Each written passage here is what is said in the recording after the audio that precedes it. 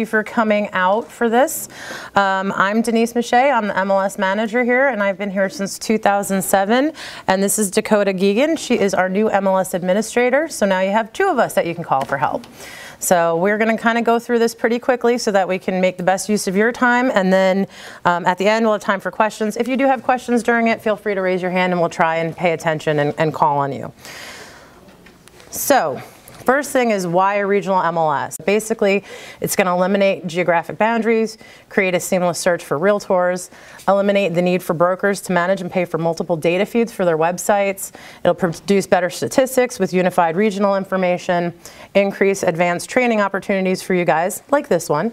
And it follows the NAR and State Association goal that moves towards regionalization and less MLSs throughout the country. About 6 years ago, there was around 900 MLSs, and we're down to 600 and something now. So that trend, it just makes sense for people to start working together, especially when some of you guys belong to 3 different MLSs all within the same region. Saves money, gives you better data, and increases the ability to enhance the MLS system to make it a better system for all of you. So that's the why. This is the what's going to happen. So December 4th is next Tuesday, and on that day we're going to have some new fields added to Paragon. And basically that's a result of having conversations with Lincoln. The formation of this new regional MLS is a partnership. So we formed this together. Both MLSs own the new regional MLS. So we took a look at their data fields, our data fields, and enhanced them where it made sense. So that's what you're going to see that's new. So on your input forms that you have in front of you, what's new is blue on there. Some of those you'll see are required. They have an asterisk next to them. They will not be required on December 4th. But they will be required starting January 7th to give you time to get that information. The green ones are renamed fields. So we'll go through them and you'll see which fields were renamed, but they're currently existing fields that were renamed to something that made more sense. So on December 4th, a couple of other changes that are coming is that the public and agent remarks are increasing from 500 to 1,000 characters, which has been something that's been requested for a long time. If you put listings in the no-show status, what we're finding is that a lot of people aren't using the no-show status for coming soon listings and things like that because currently it accumulates days on market. So when it flips to new 2 weeks later, you're there with 14 days on market. Starting with these changes on December 4th, it will no longer count those days on market. So even though it may look like it's accumulating during the days on market time, as soon as it flips to new, which it does automatically on the available to show date, it restarts at 0. So basically, if you have coming soon listings, if you have listings where the seller's just not ready to start showing it yet, you can use that no-show status. You no longer have to get 2 new listing agreements for the 2 time periods to reset your days on market, all of that stuff. If you have any questions about that, definitely feel free to call or email either of us later if we don't have time to cover everything today. Additionally, photos are increasing from 36 to 99, so go crazy. Obviously, you don't have to put 99 in there, but if you really want to, you certainly can. Yes. And then in addition to that, we added a tool called CRS Data back in August of last year, where when you're looking at a listing, you can click on the CRS Data property report and it links you right to the public records, the FEMA flood zones, the ownership information, things like that. That's a feature that's already in there that probably a lot of you guys haven't used. We currently have 12 counties in there. Now it's going to 20. So it basically saves you from going out to the assessor site, going to all those different sources to find some information. And we can go over, if we have time at the end, and show you how you can easily find those and use those. So that's another thing. And that's to accommodate the regional MLS. And we kind of, it spread beyond our current borders, but we kind of thought, let's just get these while we can get them so that that data is available now. The other thing on January 7th is that the required fields from December 4th that haven't been required yet, the new ones will be required on January 7th. So what that means is that the current active listings that you have now and the pending listings, if you go to make a change to those after January 7th and you haven't updated those required fields, it's not going to let you save them until you do. So it would be in everyone's best interest to take a look at these input forms, see what's required and in blue, and get that information on your current existing listings and get that to your admins, or if you input your own listings, get in there and update them before January 7th. Yes? How is that going to affect like your auto searches for buyers? That's a good question. So for your auto searches, most things aren't going to affect anything, but the area map change will. So what you want to do is, if you've been using the area maps in your saved searches, is you'll want to go in and kind of do what I did here, which was take those areas and instead draw them on the map, save that and add that to your criteria, which we do have videos and stuff on how to do that, and then replace those sub areas and areas. You can see by this, all I did was I created a search with those areas using those shapes on the map, and saving it that way and adding it to my criteria. So you want to do that before January 7th. If you don't do that before January 7th, it's not going to break, but you have to keep in mind that the field won't be there anymore, so you won't have any new matches to those areas because it won't be there anymore. You'll get too many matches. Yeah, or you'll get too many matches, exactly. Exactly. So we'll have more information about that once we get through kind of December 4th and seeing how everything works and that it's all working properly.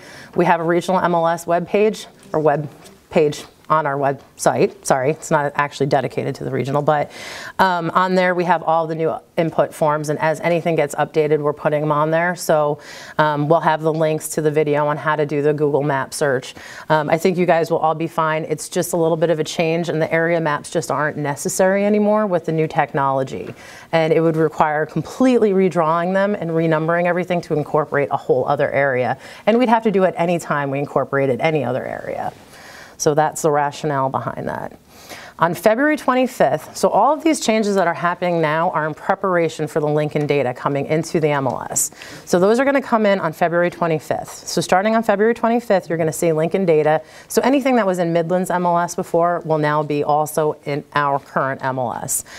For that time between February 25th and March 25th, Lincoln agents will continue to input their data in their system, and it'll push over to Paragon about every hour or so. But once March 25th happens, their system gets turned off and they start inputting right in Paragon. So I would expect that during that time, we're probably going to find some things that maybe need to be updated, maybe some fields that need to be changed, and we're going to go through these later and kind of talk about some we've already talked about, but for the most part, what you're looking at is what it's going to look like on February 25th. So now we're just going to dive right into the input forms and just kind of go through them. Everybody should have one in front of them, kind of go in the order of the input forms. So one of the changes is currently when you go to pick whether a property is attached or detached, your choices are attached or detached. That's going to change to property attached, yes or no. So for all these fields, if something does change and it already exists, your data is going to be moved to the appropriate place. So you don't need to go into all your listings and check off, no, it's not attached. It's going to say it's not attached based on the data that was there before. The biggest change is that the condo, townhouse, villa field, which is a yes-no field, is going to go away. For you guys that have seen it, it's been there for about, I don't know, 8 years, something like that. Makes it really hard to search for a condo or a townhouse. You have to know like whether to look for assessments and then what kind of financing is acceptable to figure out if it's a condo or a townhouse. This is going to fix that. They're going to map that data into these. Instead, it'll populate condo, townhouse, or villa in here, and as you can see, you have a lot of additional options now.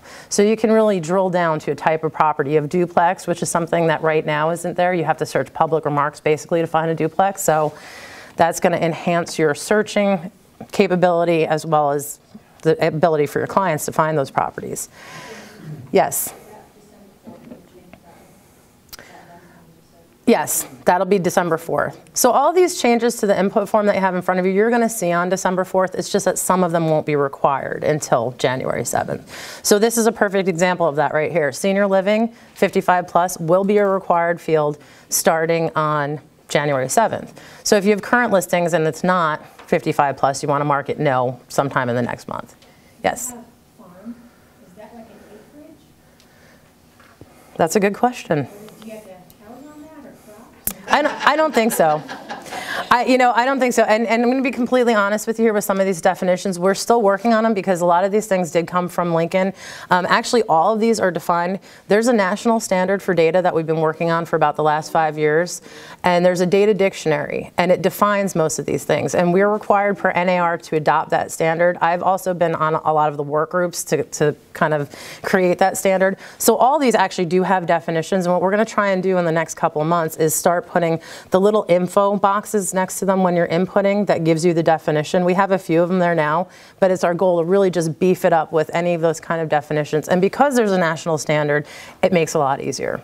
Even when we were talking to Lincoln and they called something something and we called it something, you know, else, we'd say, what does the data dictionary say it is and what is it called? So we will have more definitions. There is a definition for farm on there, and I will make sure we look it up. We're taking notes throughout this. So we will find out specifically what that is.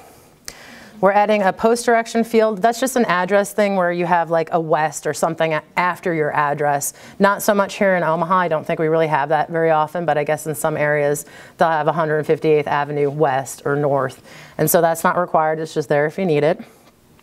Photos provided by has been added.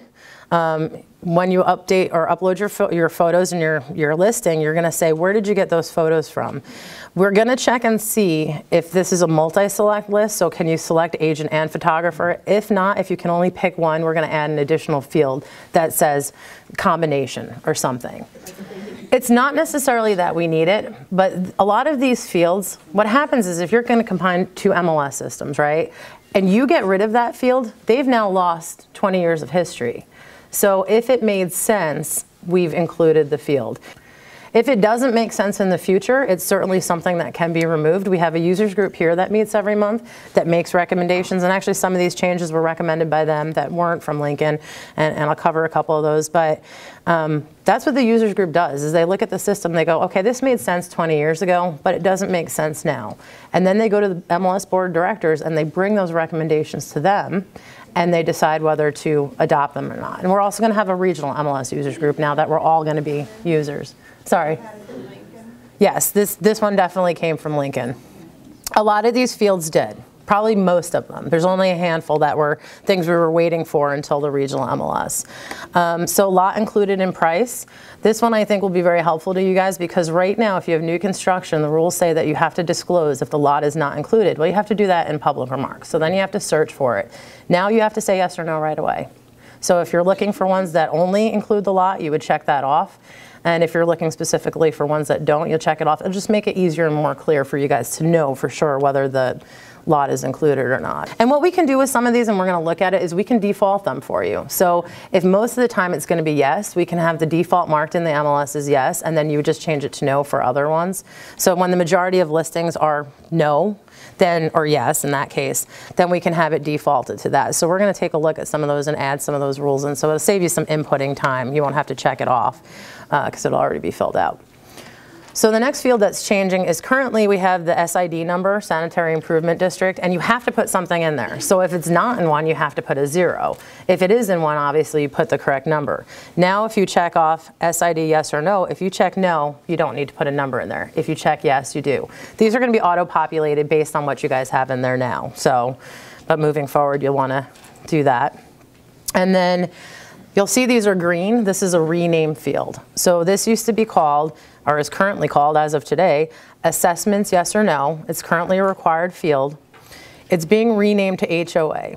Following discussions with Lincoln and with our MLS provider, the agreement was that most of the time what you guys are putting in there is the HOA fees, for the most part. There may be some other special assessments that are in your assessments field, but now it's specifically going to be homeowners association yes or no. If you say yes, then you can put in the homeowners association name. That one's not required. You do have to put in the fee and whether it's monthly, quarterly, or annually.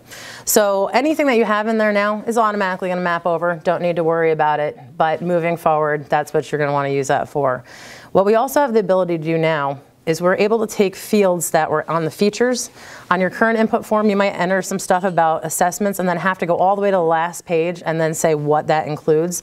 We've moved those up to the fields wherever we could now, since we can do that with Paragon now. So now assessments under features has been renamed HOA includes, and you can check it off right there and continue on your input form. And you'll see on these, you know, these are the additional fields, the blue ones, garbage service, golf, playground, etc. These are some new fields. Protective covenants is going to be required January 7th. Restrictions is just an optional field. So we've created a new special assessments field for those cases where you have like a county assessment or a city assessment. It's a, you know, for 1 year that you're going to have to pay on that property. You can put that in there if there are special assessments, as well as monthly electric budget and gas budget. Do we have to put in the budget? No, that's not required. If there isn't a little star next to it, it's not required. Okay. So it's optional. So right now for the green fields, they're under features, and if you're going to use HERS, because it was added after we added all those other green fields, we had to put it in a different section. Now we're able to put it right in with those check boxes for if it's certified green. If you check off HERS, then it's going to require you to put in the rating year and the rating number. Anyone who's got it checked off right now, that data is going to be moved here, so you don't need to worry about it. But the other thing that it says at the top of this that I just want to remind everybody as a policy kind of reminder, if you check off any of these, you need to attach the associated doc. You need to attach the certification to the listing. That shows that it is certified. And we do an audit on that to make sure that anyone has that checked off has the associated document for you guys to refer to for your buyers. Lot dimension source has been added, assessor, you can see these are new ones. You just say where you got those lot dimensions from. Did you go out and measure it, or did you look at the county, or did you hire someone to go out and measure it, whatever the case might be. Number of fireplaces is a currently existing field, but we've added fireplace type. And this is a multi-select field, so you can choose as many as is appropriate for that particular home. Garage spaces is a current field, but we've moved garage type from the last page of the input form right to underneath where you put the number of garage spaces, and then you check off what type it is. Both of those are currently required and will still be required. Square foot source, you're going to need to say where you got the square footage from. Obviously other leaves a lot of space for wherever else you may get it from, but for the assessor or plans. Basement features has been added where you can check off daylight, egress, or none.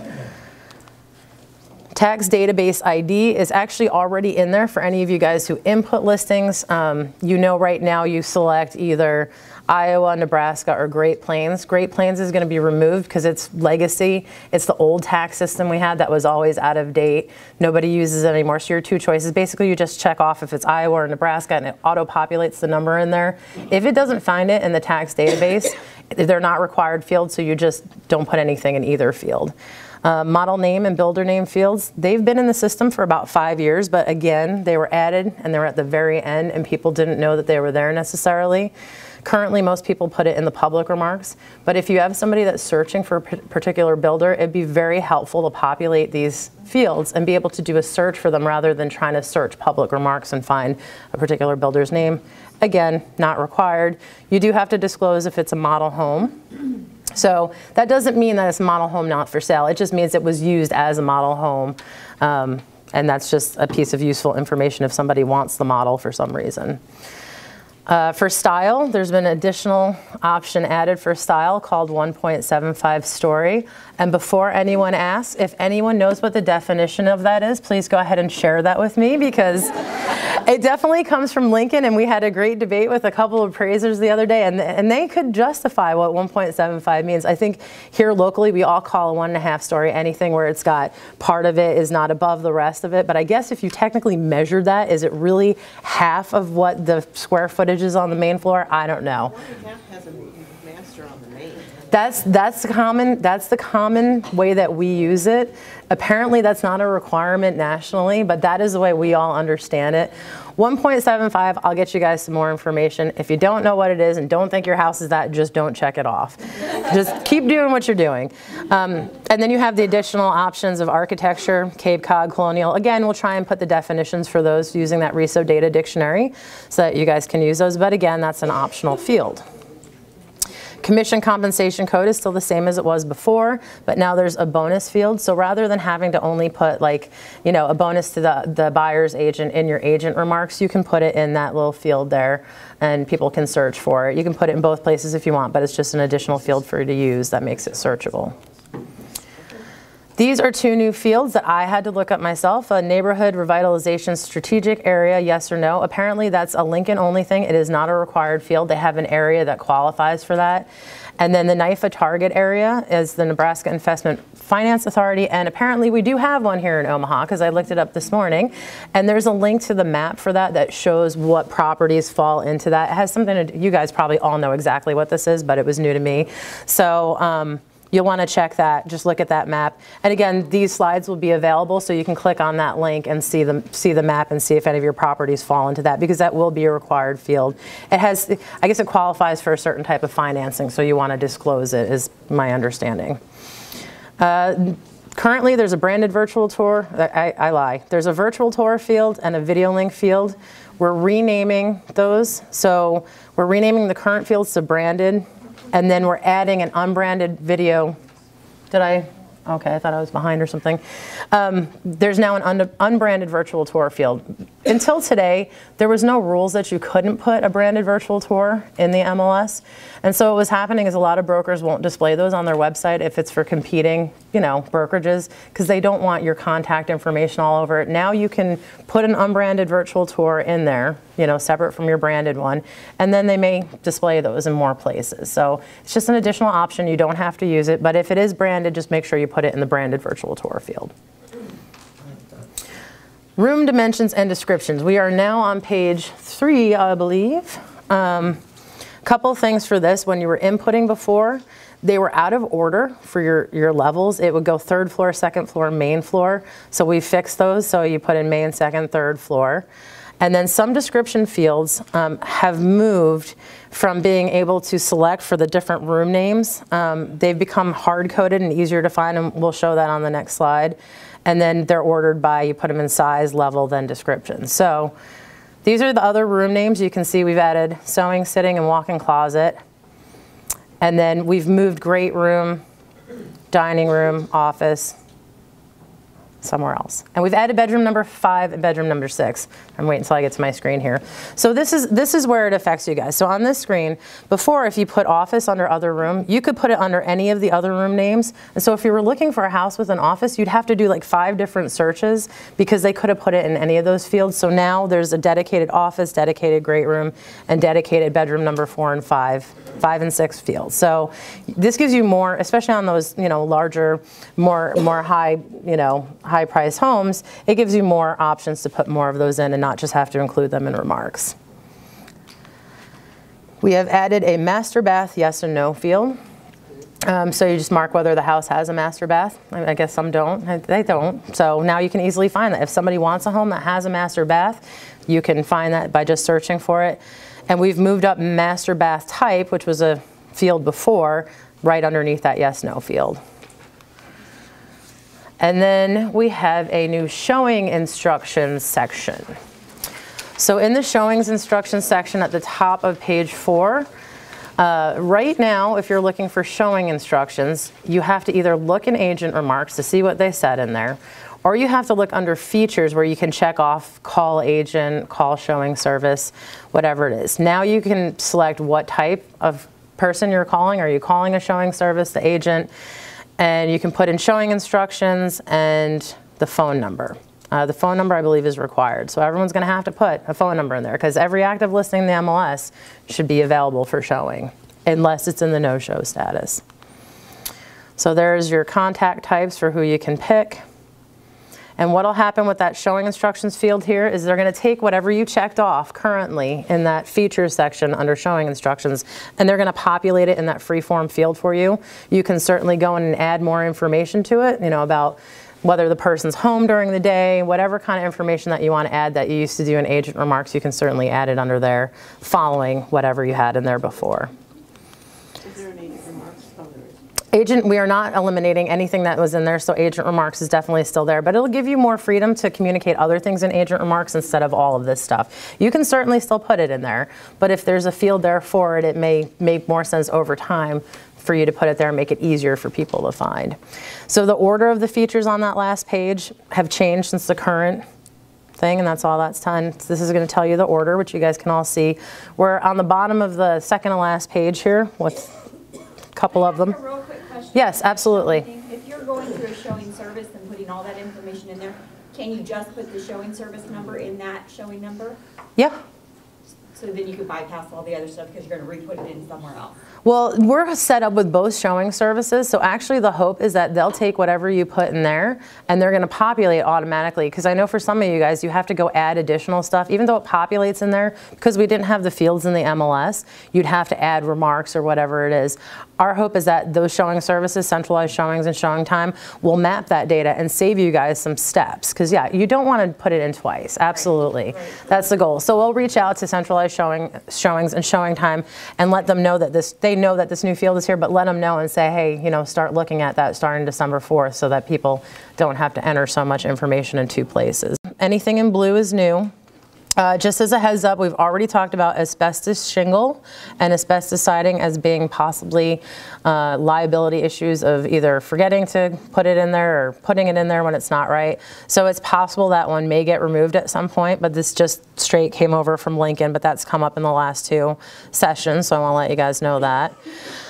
We have renamed in exterior features. Number 20 used to be handicap modified, and we've renamed that to the more appropriate accessible term. And then you can see the users group number 30 suggested that we add, a couple months ago, 0-step entry. So 0-step entry, you know, as time goes on, is going to be a lot more valuable to be able to search by that as more and more of those homes get built. Floor coverings, this is just you check off whatever floor coverings that they have in the house. It's not a required field. You also do it in the room totals and the room types. You get more detailed there, but if you're looking just for general what's in the house or the wood floors, you can search that here. Foundation details is a new field. It just asks you what the foundation is basically made of. And there are definitions for all of those. Again, in interior features, we change handicap modified to accessible, and then you can see this whole list of added features. Yes? For recommendation, floor covering, could be good to add LVT, the luxury vinyl tile. Yeah, yeah. So it's kind of Well, off over the vinyl. I agree. Yeah, we'll look that up and look at what the data dictionary says we're supposed to call it, and we'll add it. So this is one of the things where I think once everyone starts using it, we're really going to see like where we can really enhance the system and make it even better. So what I'd ask you guys is just to email me and Dakota and let us know, or come join our users group. It meets once a month. But even if you email us, we bring it to the users group, and everything is discussed. We discuss every recommendation that comes in, and it's a group of your peers that discuss it. So, yes.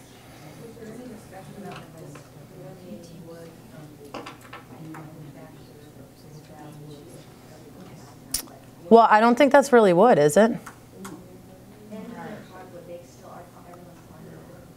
Yeah, it's a good question. So we'll make a note of that as far as defining, making sure that there's a definition of wood. Yeah. Like when I say knock on wood, I know this isn't really wood, but I know it gets a little more complicated in houses with all the kind of new materials that they're coming out with. So yeah, we can certainly check on that. Lot description, we added some selections there. Roof type, again, you see that asbestos shingle. We're going to address that later, probably. And then we're up to the takeaways already. So the important things to remember when you leave, the new fields will be added December 4th. So basically when you go in Tuesday, there's going to be new fields added in there. You'll have to give us a little time that day. If some of your reports look a little funky on that day, we have to go in and fix all those reports because the containers aren't going to fit 500 characters, or they're not going to fit 1,000. So some of the reports might look a little wonky just on Tuesday. Black Knight's going to help us. That's the vendor for Paragon. Get those all fixed and get some of these new fields added to it. January 7th, the required fields that are on there will now be required.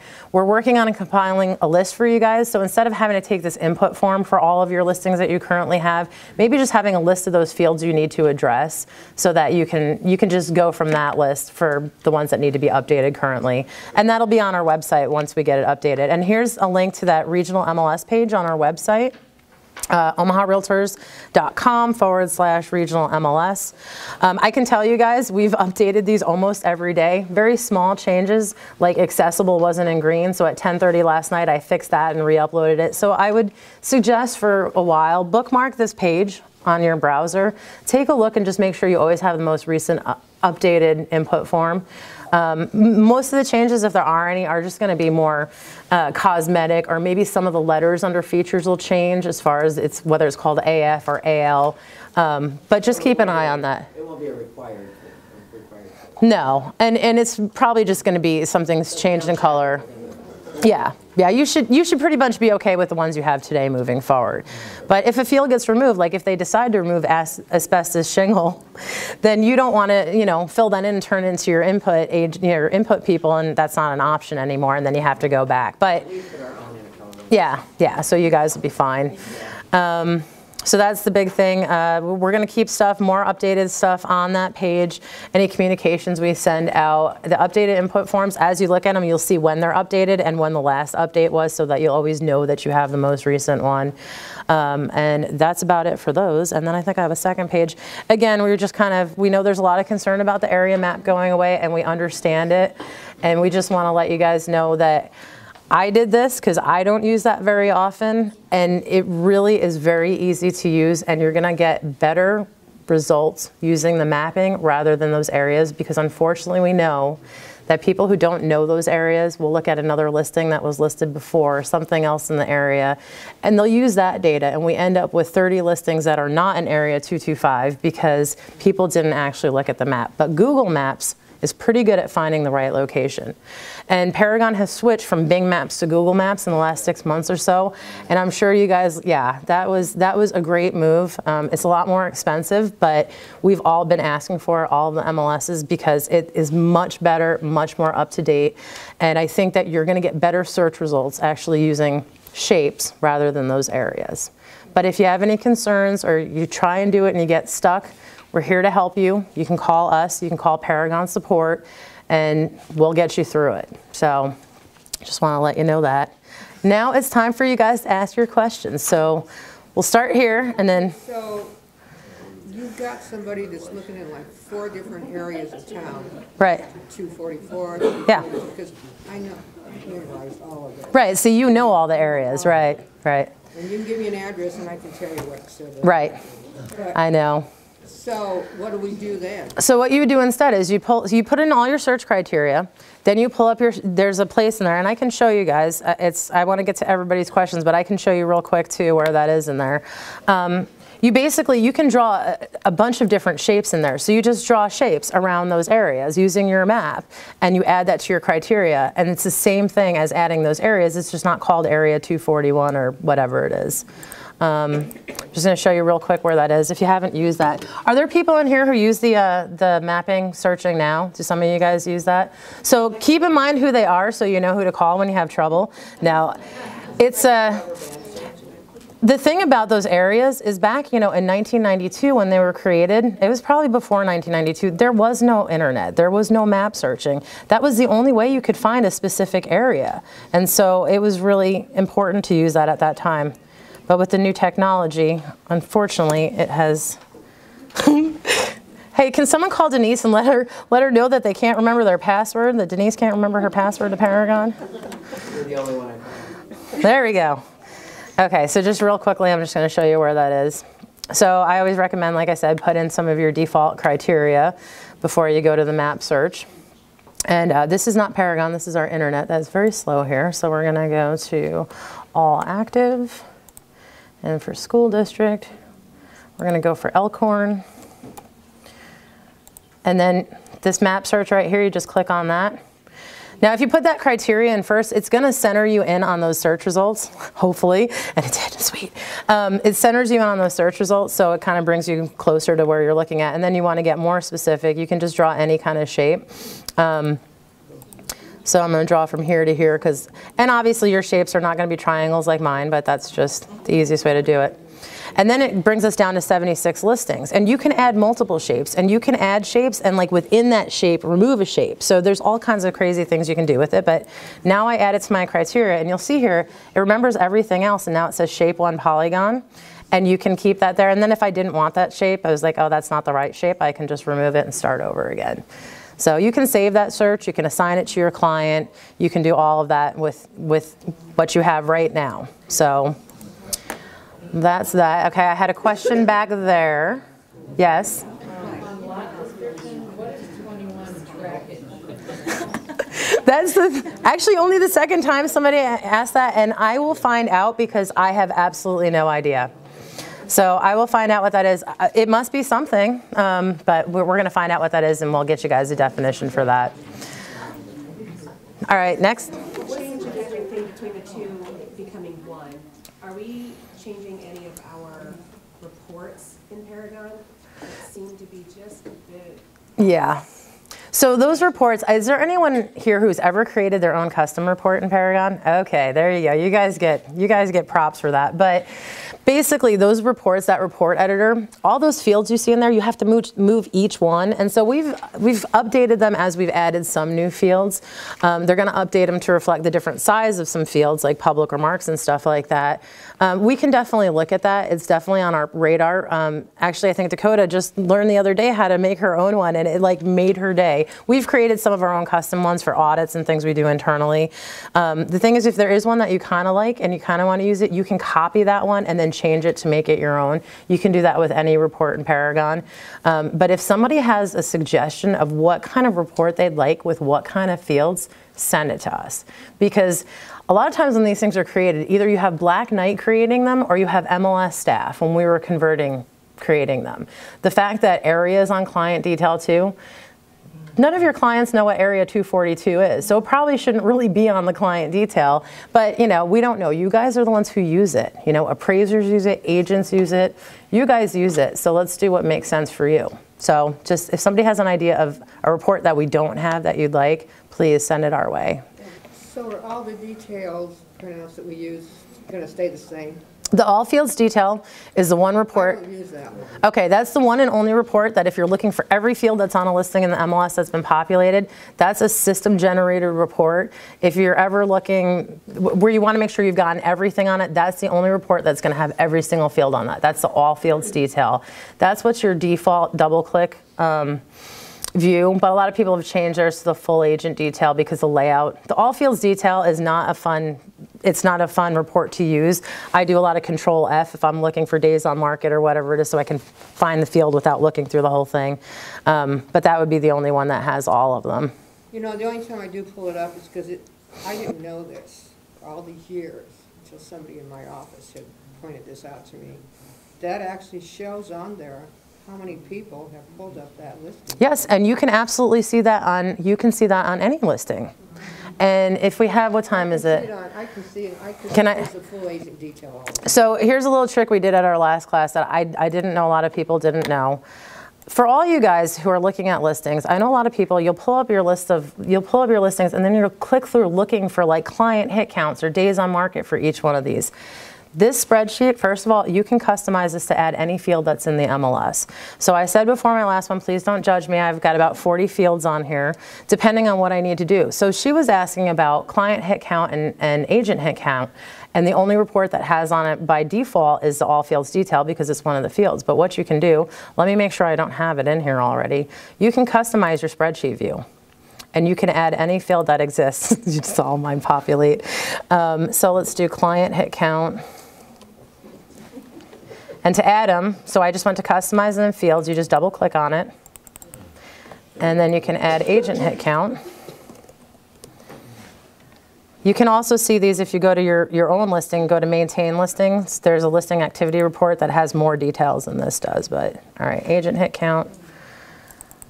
I'm gonna save it. And now you're gonna see, once I scroll all the way to the right of my screen, go away. It's gonna take a second because I have 1,000 fields in there.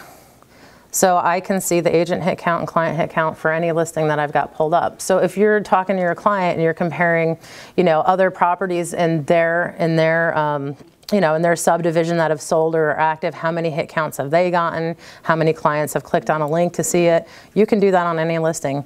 And instead of having to click through each listing and look for those two fields, you can just add it to your spreadsheet view. You can also drag and drop these left and right. So that's kind of what I do when I'm working on projects. I kind of move them to the right and the left. The one thing I'd recommend all of you add is this section that has action icons. So it's not in the current default spreadsheet view, it will be in the new one. But if you've customized your spreadsheet view, it's not gonna get overwritten with the new changes, so you won't see them unless you add them. This is where if you hover over them, it tells you quickly, history, map.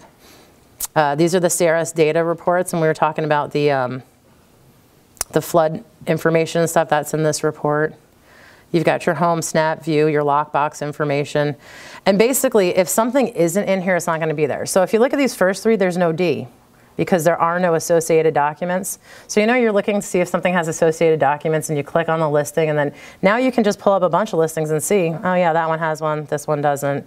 Open houses are the same way. I don't think probably any of these have open houses on them. There's little glasses. But this is a really handy way for you guys not to have to spend so much time digging, looking for information. So here I just clicked on the CRS data property report. That property, for whatever reason, wasn't there. Let me go back to another one. Sometimes, you know, with the county data, you get what you get from the county. So if it's not in Douglas or Sarpy, if it's in some of the smaller counties outside of the city, here's a good one. So I was just looking at this particular listing. I click on that property report. It takes me right to the CRS data property report. It shows you the lot dimensions. It's got the pictures from the MLS in there. It tells you what type of property it is. The parcel information is coming from the county. But if you want to look at the actual county site, you can click right there. It'll take you right out to Douglas County right there. The white page is information for the sellers, who the sellers are. The sales history is right here. It comes from public records as well as from MLS. So if it was in the MLS first, you're going to have that MLS information.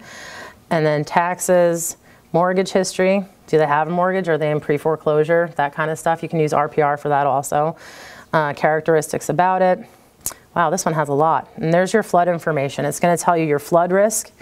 It tells you the source of that data. And if you click here, you actually go to FEMA's website and get to the certificate that says what type of flood zone it's in, if it is in one.